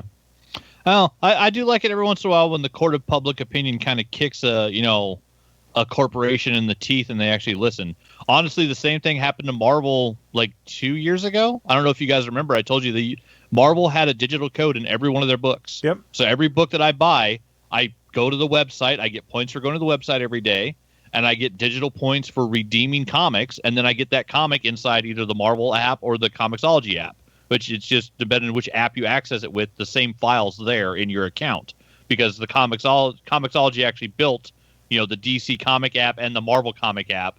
Just if you go to the Marvel app, the only books you can see are Marvel. If you go to the DC book app, the only books you can see are DC. If you go to the Comixology app, you can see all your fucking comics. So it's just, which entry point you go in. But yeah, like 2 years ago, Marvel pulled the digital codes, and then they didn't change the price of their books. And everybody's like, you were giving me a digital copy of every book I bought for free, and now just fuck off? Like, we get nothing? And like, they caught a huge backlash, and Marvel's like, yeah, we'll put the codes back. And like, it took 2 months because comics go out 2 months ahead of time, and they're pre-ordered and printed, ahead of time. But yeah, 2 months later, all the codes are back. So yeah, like there's a bunch of comics where I own like the last 100 issues, and there's a gap of 2 months where I don't own a digital copy of 2 of the issues. But yeah, like it's one of those things where it's like it didn't cost them anything. They're giving you a digital copy of a book you already bought in physical form. So the digital file doesn't cost Marvel a fucking dime. It's already there. As soon as they make it, they're scanning it before they print it. The hell, the digital comics done before the printed comics printed.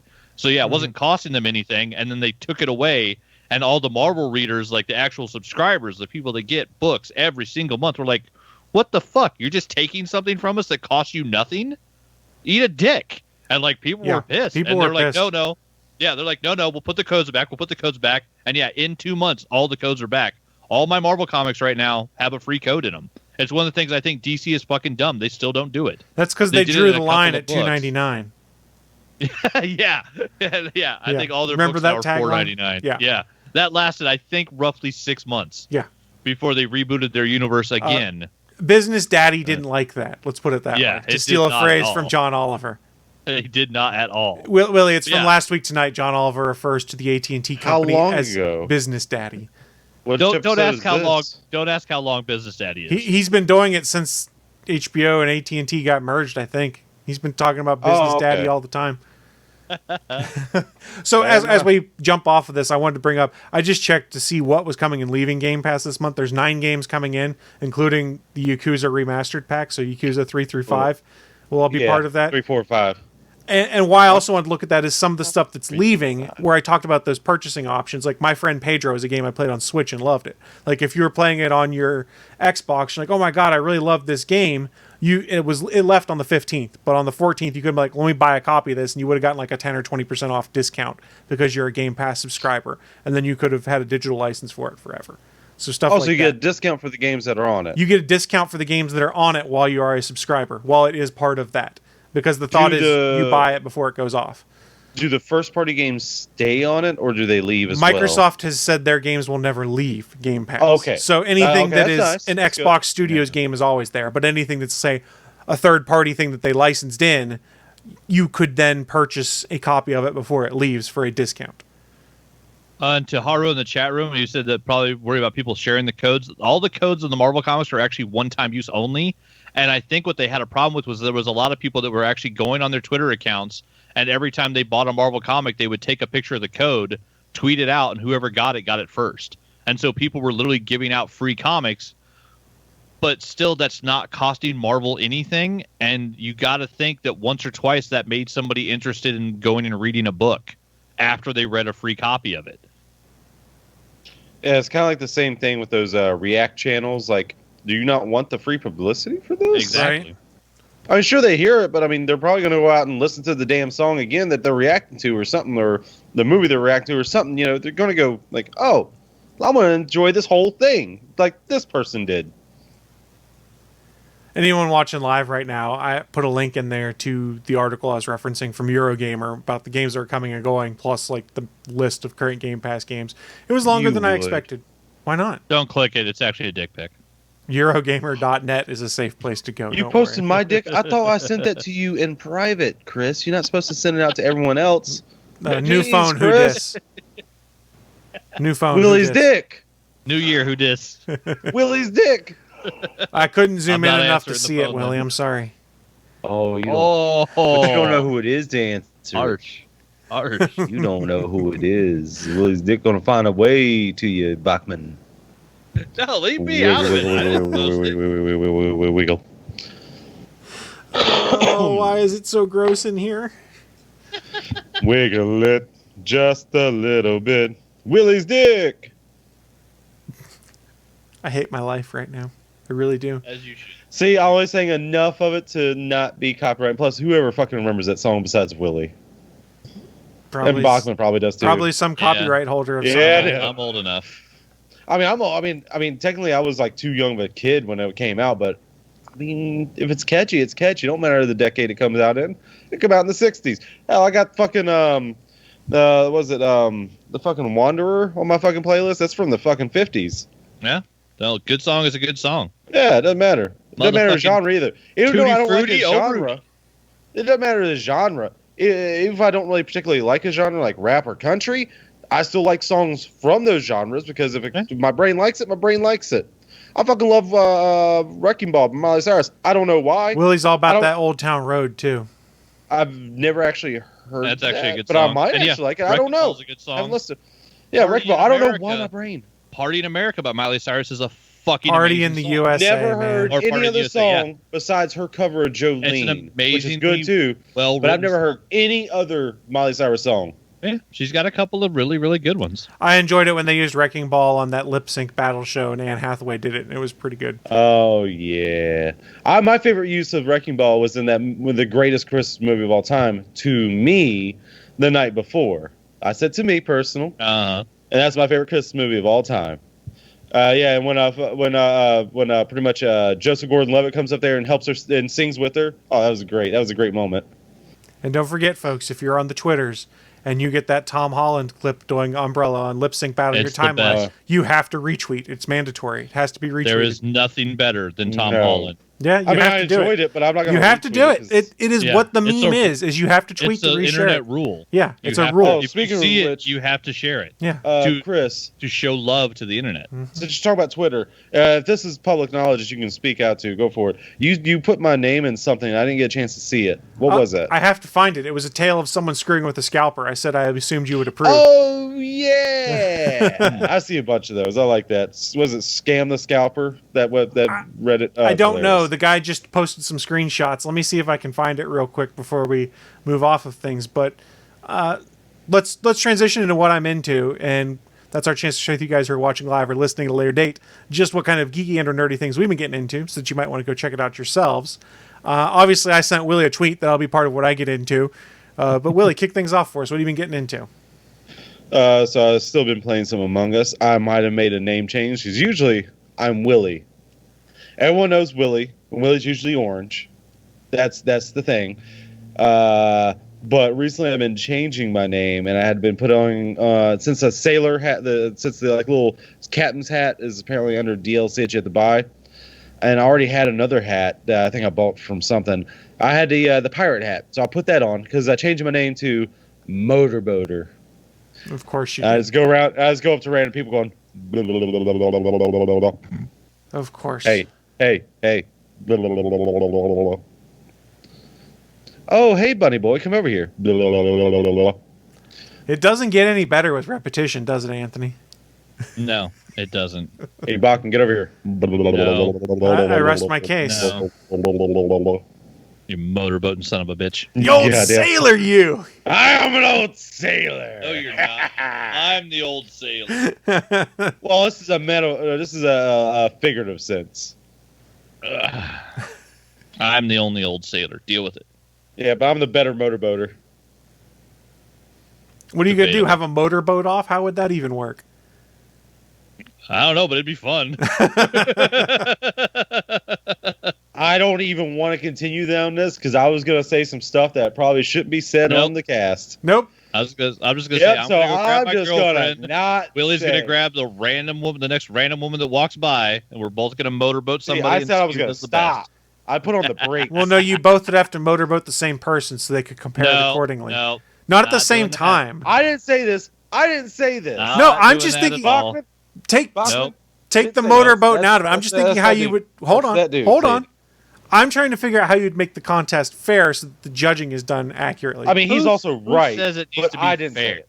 Well, I mean, no one says it needs to be fair. It's just... Yeah, go forth. Figure out your motorboating contest, Willie. I'll just sit here and support it technically. All right, but I'll just end with this. With this part of it. I mean, have you ever made a woman orgasm by a motorboat? Willie, that's No not an comment. appropriate topic for this show. Because I have. Willie, that's not why an appropriate topic unprotected for device- this show. It should be a thing because Willie knows a lot. Go ahead and press the button. I see you looking at it. I have to find it. I don't know where it is. I honestly went I don't looking even know for what it. you're going to press. I just see He it. lost his button. I was looking for the Oh, unprotected advice sad. button. It's like in the movie Hook. He's lost his marbles. He lost his, he Oh, here it really is. did lose his marbles, Peter. He lost it. Unprotected Advice with Willie D. Nelson. We start. Let's do this. I'm protected all the way in, baby. We need to do another unprotected advice at some point, I guess. But yes, now Willie has explained how he thinks he got to do unprotected advice. It has Chris, nothing to do with that. Since you're the producer on that, let's find some weird stuff. Some weird Stuff. All right. Weird I got to do some research and find some I mean, stuff. because most of my advice is always the same because that advice works. Just communicate and only do things that you're okay with. If you're not okay with it, then the other person should understand that. If they don't, something's wrong. So here's that's what all the advice. Here- Because that's all the questions. Here is what I would ask our listeners. Please help me with this. If you see something strange in the internet that calls for weird advice, send me a link to it so I can put it in our show doc for an upcoming episode of Unprotected Advice with Willie D. Nelson. Contact information, you can find me on Twitter, Facebook, whatever. Send it to me whatever way works best for you. Yeah. What else you been getting into, Willie? Shit, I was not prepared for that. Well, Willie had mentioned that I sent him a tweet he hadn't read and wanted to know what it was about. It was about a scalper, and I can read the back and forth if you want.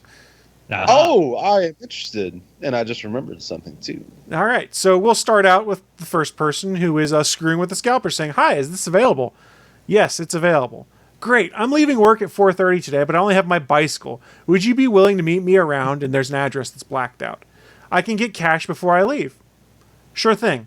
"Cool, I have a small red bike. I'll shoot you a message when I get off work." "All right, sounds good, man." Followed up by, "Hey, I'm leaving now." And a picture of the Xbox, and he goes, "Oh wow, it's big. It's going to be interesting riding home with that." The scalper replies, "I can drop it off at your house if you want to. No stress, man." He goes, Nah, it's cool. We'll see if I can fit it in my bag." "Well, you're going to need a duffel bag." "No worries. I'll grab something from work. I'm closing shop now." Continuing on, he gives a little bit of directions.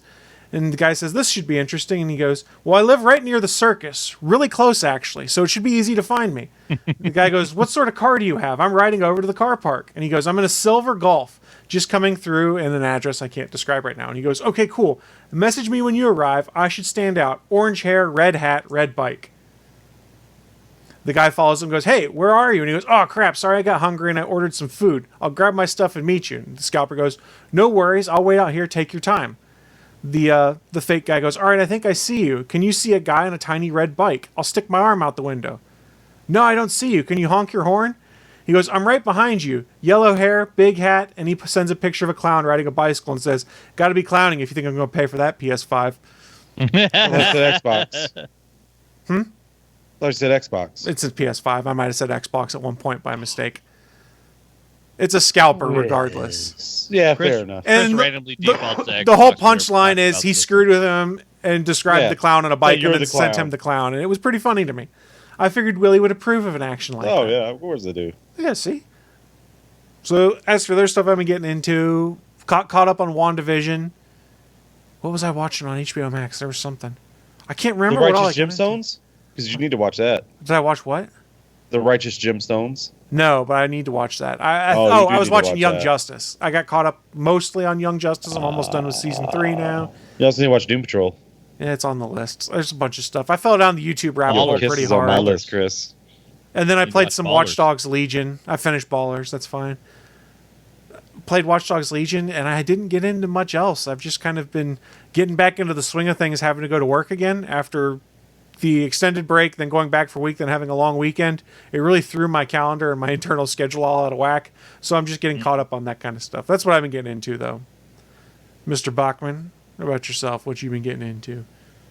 Also, yeah, on the HBO Max, yeah, I had finished Ballers a while ago, watched all of Titans, and then I've actually currently just finished the first season of Westworld, which was, I actually really dig like the start of the second season where basically the hosts, the robots are all kind of going nuts now and starting revolution.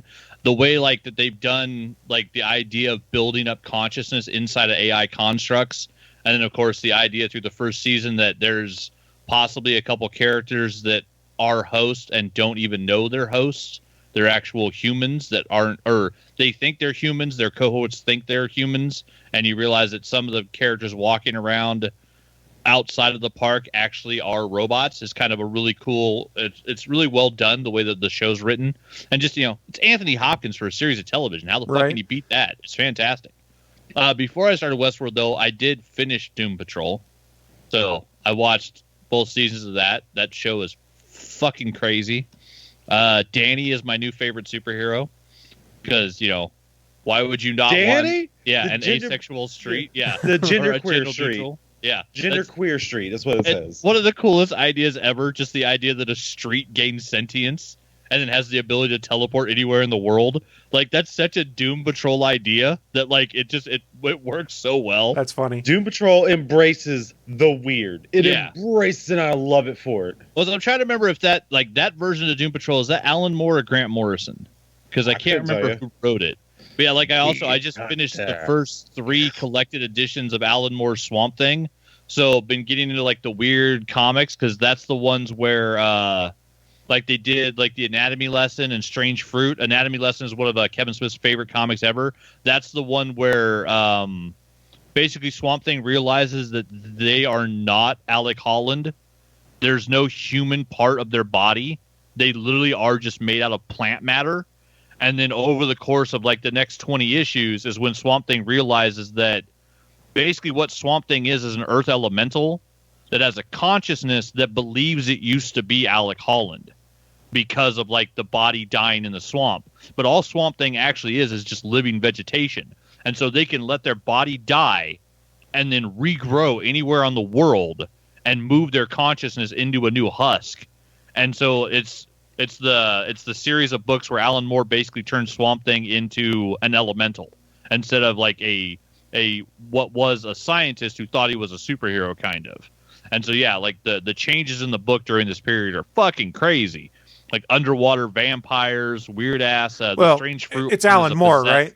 Exactly. Yeah, he's a crazy effing wizard, so it's going to go crazy. Exactly. Yeah, and he made Swamp Thing, what Swamp Thing is now in the comics, which, is the element of the green, the guardian of the green, which, it's not a person. It's literally the consciousness of a dead person in vegetation. And so, it's Swamp Thing coming to grips with the idea that they don't have any physical limitations anymore, that they don't need to breathe, that they don't have a functioning heart. And it's all based on the anatomy lesson issue where basically their body dies and they get dissected. And the Florian man is tearing them apart and realizing, these look like lungs. They're the shape of lungs, but they're like fibrous grass tissue. Like they don't do anything to actually move oxygen or carbon dioxide in and out of this body. They basically just look like lungs. And so like Swamp Thing's body was the consciousness of Alec Holland thinking, well, if I have a physical body, I should have a heart and I should have lungs and I should have skin. And so the vegetation grew in those shapes, but were completely unnecessary. And so, like the way Alan Moore writes it, it's fucking insane. Yep, but crazy wizard. Those three. Yeah, he's a crazy wizard. So Swamp Thing's invincible. Pretty much, yeah. You can't really kill Swamp Thing. He's a consciousness. He's an earth elemental. He's Gaia. So, yeah, he is. He is the warrior for the green. Just as Animal Man is the guardian of the red, which is all animal life. He's Ego from the movie. A little bit, yeah. They portray him in the movie. I don't know how he is in the comics. Because he's just a planet, right? With a face. Yeah, in the comics, he's literally, it's just a giant planet with a face, which is, it's way weirder. Characters created in the 60s. Weird shit. But finished those books, and then, I'm reading now The Hero Killers, which was, went through a bunch of annuals in the mid-90s, which is just awesome, fun stuff, because it's Spider-Man and the New Warriors. Keeping them in the comics, and then, played some Dead by Daylight when we had the Blood Rush this week. I actually have kind of just fallen off of Apex. I just haven't been playing much as the season's winding down. I'm excited for Fuse, who's coming out in Season 8, just because that character looks really cool. They did the announcement for that, which I liked. But went a little nuts, used a little bit of my stimulus check, and me and the girlfriend, after having tried her sister's Oculus Quest 2, decided to go ahead and buy ourselves an Oculus Quest 2. So yesterday, it had arrived, I think, Thursday at my girlfriend's house. And so she's been, got everything set up, got the account on it, hooked up the credit card, set up all the stuff, and got the nice little big weird egg-looking carrying case, brought it over last night. So, we, did some Dead by Daylight, played some Legos, and then, back and forth. I got to actually throw on the contacts and actually get a good look inside of it. And I played the fuck out of some Beat Saber yesterday. There you go. Yeah, I bought because she bought the Green Day bundle with Beat Saber. So she'd already bought the game for me, had it on there and installed, and bought the Green Day bundle because those were the songs she wanted. And then yesterday I bought the Imagine Dragons bundle and the Linkin Park bundle. So there you go. Bunch of songs that I really love. Two bands that I fucking have, just awesome beats. And went in yesterday and then also played around with it, messed around with it, changed, the colors of the squares I'm hitting, did the tutorial, finally learned how to get through some of the stuff, and then found out that I can adjust your score, but I can turn off the fucking obstacles so I don't have to play with walls. Because I'm sorry, but after a week of moving packages in and out of fucking trucks, I don't want to be doing squats while I'm playing a fucking video game. My fucking legs are sore. So, I want to stand there and, swing my lightsabers. That's all I want to do. So the fact that you can go into the settings and turn the obstacles off is awesome. So would you say after playing Beat Saber, you feel so numb? No, because I haven't played that song yet. Yeah. No. Played through a bunch of the songs. Literally going through on easy mode, just kind of learning stuff, and then played a couple on normal. I haven't gone past normal on any of the songs because there's some of that shit, just the jump up from easy to normal on some of the songs is a hell of a difference. And so I know going from normal to hard is going to be another big jump. And I'm not really playing to get the high score. I'm playing it just to have fun. And then she also got it's the Star Wars one where you go and play in Batuu, which is the Star Wars land at Disneyland now, where the Black Spires are. It's Black Spire Outpost. And so you play as a droid mechanic, and then you end up crashing on Batuu. And it's cool because it's one of those VR games where you're basically a pair of hands, and like you pick up tools, pick up guns, you shoot like members of a Gavian death squad that attack the ship you're on.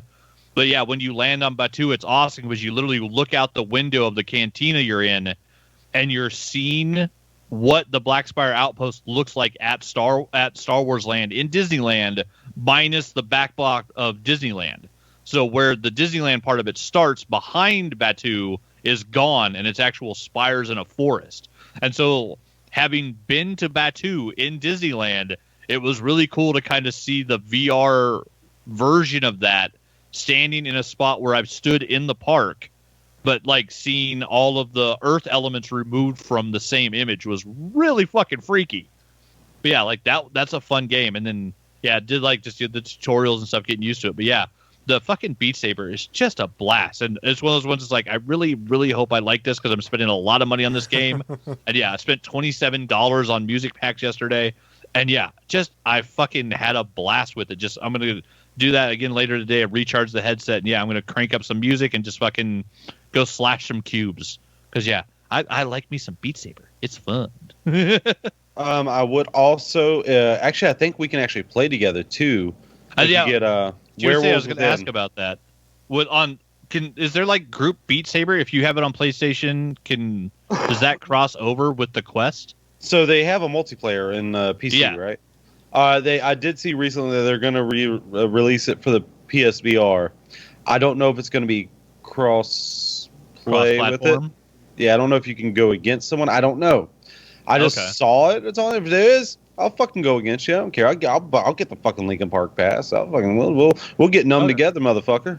Yeah, we were wondering about that because Jana made like a new Facebook account just for the Oculus, so it's not her Facebook account, and I no longer have a Facebook account. It's depending upon the game. It depends upon who makes it. They can, but it's up to them. She made a new account, and so inside the Oculus, we don't have basically any friends on that account. So like, there's nowhere I can't check like to play multiplayer with anybody because it's literally the Crossman account. So it's Jana Cross and Anthony Bachmann, so it's Crossman. Did you like Among Us?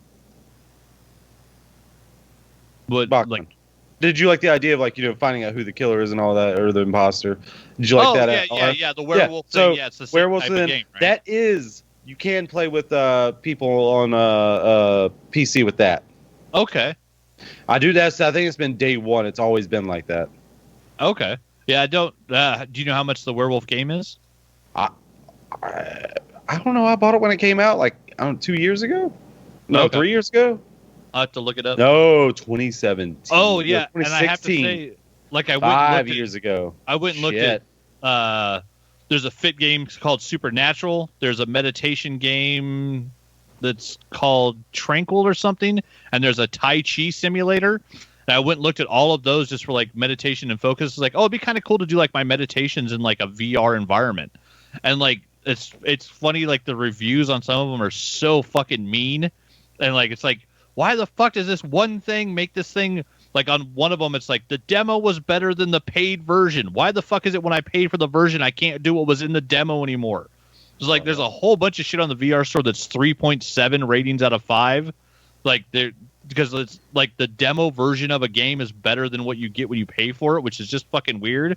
But then also I looked at the Netflix app, and there's the Amazon Prime app in VR. And apparently the Netflix app, everybody hates it because you log into it and you get a little tiny screen in front of your face. The Amazon Prime VR is fucking awesome. I literally logged into it.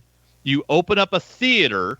You're in a lit theater. You can look around and see like chairs and fucking stairs and stuff. And what's on the screen, which looks like basically where my head was looking at, it looked like I was looking at a full-size theater screen. So if I'm thinking that it's across the room from me, it's like a 20-foot by 20-foot TV. Just, almost completely fills your vision. You hit play on the show, and then the lights in the theater you're in dim like an actual theater, and then it just plays on the screen in front of you. Like, you could basically lay down in bed and watch anything on Amazon Prime on a theater-sized screen inside the VR headset, and it's gorgeous. It works perfect. I started like the first 10 minutes of The Boys just to see what it looked like on the screen. It looks fucking awesome. I'm going to be watching Invincible inside Quest VR. I know Hulu has a thing on PlayStation. I was sure if you pull it up, sure there's a way to do it on the PC where it has the same thing, but you can also change your location. There's a beach one. I don't know why you would want one on the beach. It makes no sense to me. But there's a theater one. People like and there options. is like a fancy, awesome apartment. And so it's nice. Yeah, so nice. the Amazon one doesn't have, like, you can change the size of the screen. It literally had like a small, medium, large, and the large was like literally full size theater, which was just amazing. But yeah, I didn't find any options to change like the setting. So like you basically have to watch it inside of a darkened theater. But the idea that like you're sitting there watching a movie or a TV show on Amazon Prime, and if you turn your head, you see theater seats that are empty, and you see like stairs going down and handrails, like just like you're sitting in an actual theater. Yeah, I think in the Yeah. Hulu one, if you look to your right, there's like a bucket of popcorn. You look to the left, there's a soda just sitting in the cool. seat. Like, why is it in the Right. seat? Get that soda out of the seat. It's going to tip over and spill. But yeah, And then the usher's going to have to come in here and clean it up, and no one wants that. that's true. But yeah, that's what I've been getting Hulu. into. And yeah, the Oculus Quest 2 is fucking awesome. Oh, and don't forget Super Hot. Punch Super Hot's people in the so dick fun. At in some VR. No, in VR, yeah. You'll be punching. Trust me, you'll be like, do I want to punch him in the dick? Oh, yes. I love Super Hot. I haven't played it in VR. I've just played it on like my Switch, and I've had a blast with it. So I can't imagine in VR it would be fantastic. Oh, it's awesome. I have it, and it's fun as hell. I just spent $27 on songs that I still need to play through on Beat Saber. Oh, yeah, So that's Yeah, I'm in no but- rush to get another game yet. But in Oh, that's Beat fair Saber, enough. you can't punch anyone in the dick. Oh, yeah. I mean, you can, but it's not going to help your score. There's no other person with a dick there, so you can't. You could punch the cubes in the dick. The cubes don't have dicks. Who are you to tell the cubes what they can and can't have? Yes, they don't have a gender. They can't have a dick. They're a cube. Rude. So rude. They are a cube. Are you telling me a tree has a gender? Why are you making choices for other people, Willie? Jeez, Willie. Bro, I'm not making because they're not people, so I'm not making choice for other people. They're a cube. You're on the wrong side of history here, mister. Yeah, Bachmann. That's right. Yeah, Bachmann. No, you're on the wrong side of history here, Willie. Yeah, Bachmann. Quit putting your opinions on other objects. Look, I never said who was on the wrong side of history. I'm just pointing that out. I just said you're on the wrong side of history here, mister, I know, and moved I on. capitalized on it instantly. Willie's As instincts Willie for does. self-preservation are like none other. Uh, That being said, yeah, we should stick him in a mason jar. I may not be right all the time, but at least I try to be right. twisting the facts to say that you're right isn't trying to be right. I think it is. Anyway, that is I'm going going to choose to be right on this. I rest my case. Anyway, that is going to wrap us up for this week, episode 434 of the All Things Good and Nerdy podcast / show / whatever you want to call our little form of entertainment here. Don't forget, we stream live every Sunday at 11 a.m. Eastern at 10 a.m. Central over at www.geeks.live, the official streaming home of the Gonna Geek Network. If you head on over there right now, you can scroll down to the bottom of the page and see a calendar of all of our upcoming live events. I believe the next live event is tonight, so Sunday the 24th as we record this at 5 or 5:30 p.m. is Legends of S.H.I.E.L.D. I don't remember whether they're covering WandaVision or one of the Netflix shows for this week's live episode, but tune in there if you want to talk the MCU with those folks. Before we shut Sword this, and Shield, it would seem that they would want to cover WandaVision. one would think. Wait, Sword and Shield. We're talking about Sword and Pokemon? Shield, baby. I see what you did there. I did a thing? You did a You thing. did a thing. I did? You did. Willie, you Okay, need to I watch guess I did a thing. You need to watch episode 3 of WandaVision before we go any deeper on that discussion. Oh, okay, yeah. Yeah. Does it actually pick up? Does it pick up? Yes. You Yes. saw what I was talking about last week, where it was just kind of slow those first two, especially the first episode. Like it was Yeah. by design oh to my establish God, I the don't weirdness of care the world. about this whole boss thing. I see it's trying to set up Yeah. something, but I mean, I By the end of episode, episode 3, we'll just say episode 3 accelerates the story. All right, Yes. good, because I mean, you see what I was talking about that first episode. Yeah. Willie, It you could've probably been better. won't like the first chunk of episode 3 because it doesn't really start to become MCU-ish until the back I mean, I half see of what they're episode 3. doing. I'll be honest. I'm interested, so I'm going to watch it. I'm not. Yeah, not as we were watching it, because last night we hadn't watched episode 2 or 3 yet, so we watched all of 2, and then we started 3, and we're going through that. And the girlfriend looked at me. She's like, this whole show would be a hell of a lot better if you were binging it. Like, this is one of the ones that would work better because it is such a slow burn at the beginning. Anybody outside comics has no fucking clue about Wanda's ability to alter reality and, like, no history of what the character has done. I think WandaVision would have been a much better show for them to drop the whole season and let people binge it, to where then it would answer the question 4 hours in. I would say, I think So from what I've seen, I don't think it's her changing reality. It doesn't seem like that to me, but that's just me seeing the first two episodes. Wait till episode I don't want to 3, hear your opinions anything may else. change. I don't want to hear That's all I'm gonna anything say. else. Yet you keep talking, Chris. I didn't want to know anything. Not even that. What's your index finger got to do with this? So what I'll say on WandaVision is I think we'll end up finding out that the first half of the season is something you'd want to binge, and the second half of the season, when things speed up, is probably something where you'd want to be on a more weekly release schedule. Because once they establish the rules of this world, I think it's going to start to be like Mandalorian in that regard too. There's those good cliffhangers. Do we know if WandaVision is 8 or 10 episodes? 9 episodes, I think it is. 9? 9? Yeah. Oh, So okay. we Well, got this is 8. episodes 1 and 2, and then an episode per week, so you get 8-week release. Basically. Yeah, see, they should have dropped like the first 4. I think if they'd have dropped like the first half, I think it would have answered so many questions. I think there's going to be enough people that watch the first 2 episodes and say, I'm not watching that anymore, that it's going to hurt their numbers. Like, So Disney Plus is going to be like, shit, we lost a lot of people after the second episode because it's so fucking weird. Yeah, but at the So- same time, Disney don't care because not everything No, is made for everyone. of course, So yeah, they'll be they like, don't. they'll come back and watch Falcon and Winter Soldier in March. Yep. So this reminds me of something I just did, which I forgot about for what I'm into. I started watching My Hero Academia season 4. I stopped a long time ago when it first started coming out, like, because it was coming out weekly. It was coming out so I watched like the first 2 or 3 episodes from season 4, and I just stopped because I wanted to build up. And I think they're all out now. So I'm almost completely done with the season 4 of My Hero Academia. My Hero Academia is fucking awesome. All Might. It's fucking All Might. Fucking love All Might.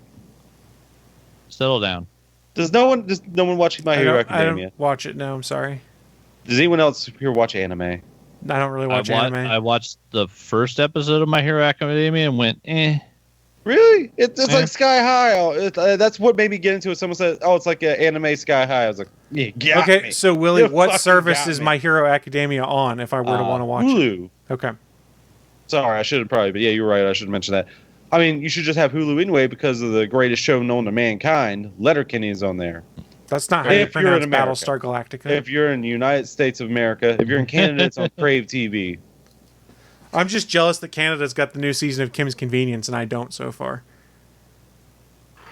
Well, that's why. Well, good news for you, Chris, because our sponsor today is NordVPN. You know, funny enough, I did use my VPN client and logged into Canada and was able to access the CBC site and push play to stream if I wanted to. I was There curious. you go. I didn't You do know, it. I but- can't brought it around. You What's like the that? promo code, Willie? What's the promo code at NordVPN? It is GT. No, sorry, I fucked up already. It's GETFUCKED. Get fucked.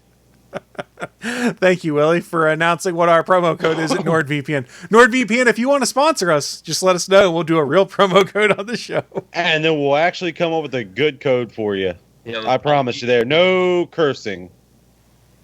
No, I'll be serious with that. I'll be dead serious with So that. if we actually get it, Willie's promo code will be GETBENT. No. It will actually be something nice and useful and make sense and wholesome. Wholesome. Actually wholesome. When's the last time? Actually, ATM. listen, I get serious with this. If we get a sponsor, I'm going to be dead serious with this. You heard me when I was reading out those not the codes, the promos for the other chat. Yeah, the as channels. Prospector Yeah, I Willie was at good one with point in that. time. And Reverend Willie. That's very wholesome. Real. Reverend Willie will always be wholesome. It's not as creepy now. It was never meant to be creepy. I kind of took my Oh, taking it's always from it creepy. from HAL 9000. Well, that being said, we've been trying to Hey, wrap things up holy for the last 5-10 HAL minutes. 9000. we are going to wrap things up for real. Please go check out some of the other streaming content over at geeks.live and come back next week as we get into more shenanigans. And one last thing, if you have something you want us to talk about for Unprotected Advice with Willie D. Nelson, or you find something funny in the internet that would work for that, send me a note on Twitter, Facebook, whatever service works best for you. The social media contact for the podcast, you can hit up at ATGN Podcast. We'll get it any of those ways, and we'll bring back that segment here in the next couple weeks, I think, for some advice. Thank you to all my children for listening to this episode. I will tell you, if Reverend Willie appears, we will not do Unprotected Advice because it's no fun if the Reverend is there. Unprotected. What's unprotected? Like, we're not going to be wearing a shield? Mm-hmm. Exactly. On that note, thank you so much to everyone that joined us this week, and we are going to be getting out of here. You guys have any final thoughts in the next 15 seconds? Yeah, rip Hank Aaron and Larry King. Remember, Jesus loves you. Thank you, Willie. Bye, guys. See you next week. Willie, thank you. Thanks for listening to this brand new episode of the All Things Good and Nerdy podcast. Don't forget, we'll be back next Sunday live at 11 a.m. Eastern, 10 a.m. Central over at live.atgnpodcast.com, channel 3 of the Alpha Geek radio app, and over at our network home at gonnageek.com/live. If you have any feedback for the show, please contact us atgnpodcast@gonnageek.com, on our hotline number at 304-806-ATGN, or even better, go to Twitter and send us a message at ATGN Podcast. The music you've heard in this show is produced by Kevin MacLeod and can be found at incompetech.com.